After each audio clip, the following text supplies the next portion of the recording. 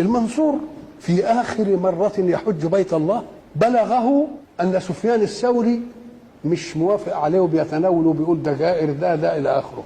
فقال أنا أحج العام، أنا عايز جسمه يصلب وأنا داخل مكة أشوفه. فبلغ الخبر أهل إيه؟ أهل مكة. فجم الناس قالوا ده المنصور هيجي يحج وقال لازم سفيان الثوري ينصلب كده ويدخل أشوفه مصلوب.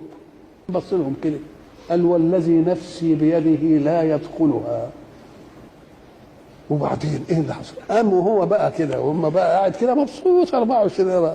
بلغهم ان ابو جعفر المنصور راكب كده وداخل من ناحيه الحجون، فالدبه بتاعته عثرت فوقع فوجئ، يعني اصيب بكسر فمات لساعته. وبعد ذلك دخلوا به المسجد الحرام وصلى عليه سفيان الثوري. اهي انت اتقوا الله يجعل لكم ايه؟